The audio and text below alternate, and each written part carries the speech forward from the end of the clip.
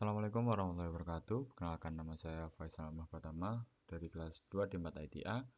Kali ini saya akan melakukan penugasan mata kuliah workshop pembukaan framework, yaitu pada modul ke-7 atau 8, yaitu dengan judul Getting Data from User. Baik, langsung saja kita masuk ke materinya. Untuk yang pertama yaitu membuat forms. Cara utama untuk membuat forms dalam Y adalah melalui y/widgets/activeform. Pada banyak kasus, form yang ditampilkan ke pengguna mempunyai relasi dengan model yang terhubung dengan tabel di database atau berbasis y/db/activerecord.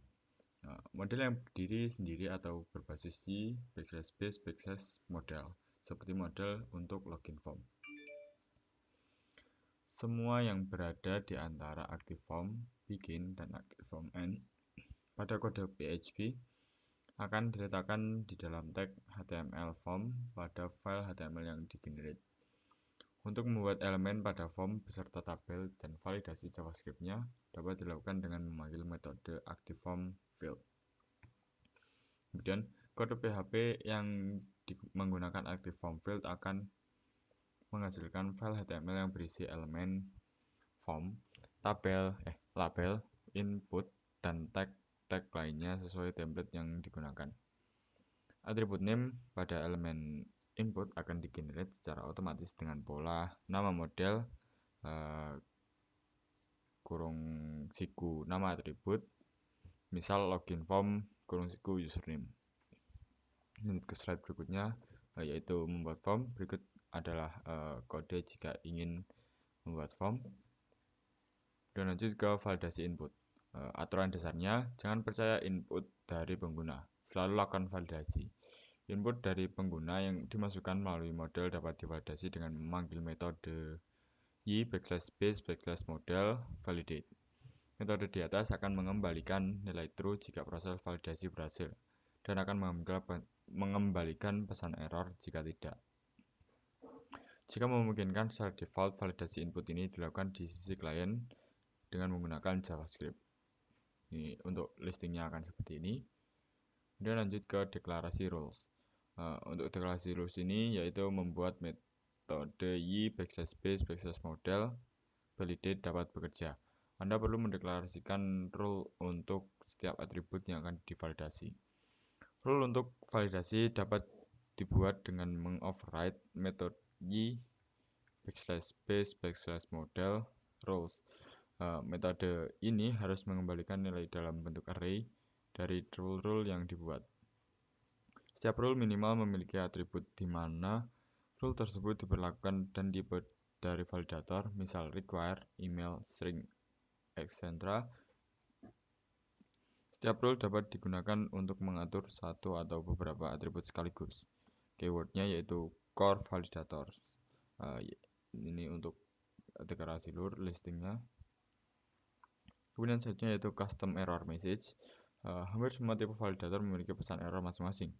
Untuk mengkustomisasi atau mengubah pesan error dapat dilakukan dengan menambah property message ketika mendeklarasikan sebuah rule.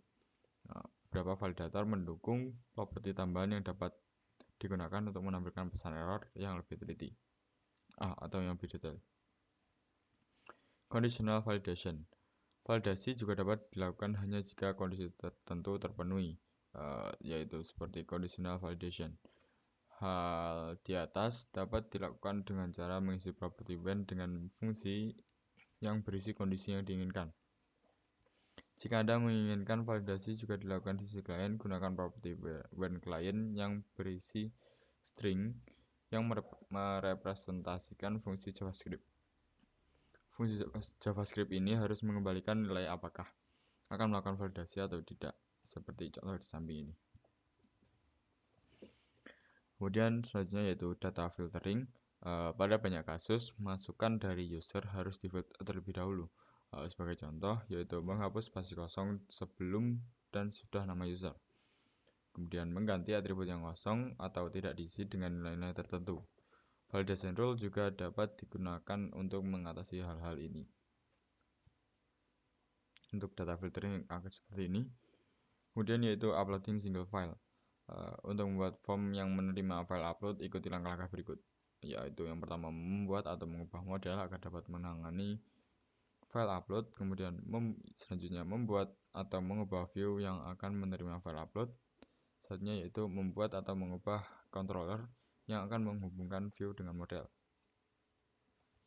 Selanjutnya yaitu uploading single file untuk model. Yang pertama yaitu tambahkan library class y_b_upload file. Kemudian tambahkan sebuah variable atau atribut baru untuk menerima file pada model, misal file 1. Tambahkan rule yang menyatakan bahwa atribut file 1 di atas adalah sebuah file. Anda juga dapat menambahkan validasi, misal untuk memastikan bahwa yang dapat diupload hanya file dengan ekstensi JPG dan GIF saja. Uploading single file dengan view. Pastikan untuk menambahkan parameter option yaitu type multipart from data pada active form begin agar file upload dapat dilakukan. Kemudian file input akan membuat form input yang akan menerima file. Berikut untuk listing programnya, yaitu kemudian uploading single file dengan controller. Untuk controller bertugas untuk menghubungkan antara view dengan model. Gunakan kelas y_webUpload file. File akan disimpan di server ketika metode saveas dipanggil. Selanjutnya itu uploading multiple file. Untuk membuat form untuk mengupload beberapa file bersamaan, Anda perlu melakukan beberapa perubahan. Yang pertama yaitu pada model, tambahkan properti maxFile kelima. Kemudian pada view, ubah nama atribut dari model menjadi bentuk array, misal file1 menjadi file1 dengan kurung siku. Kemudian tambahkan properti multiple true pada metode file input.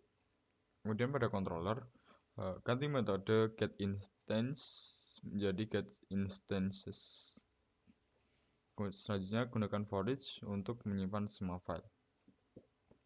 Nah, berikut untuk listing dari uploading multiple file, yaitu bagian model, view, dan controller. Nah, berikut ada latihannya. Untuk video latihannya akan berada di video terpisah. Mungkin cukup sekian untuk penugasan kali ini. Apabila ada kurang lebihnya mohon maaf. Wassalamualaikum warahmatullahi wabarakatuh.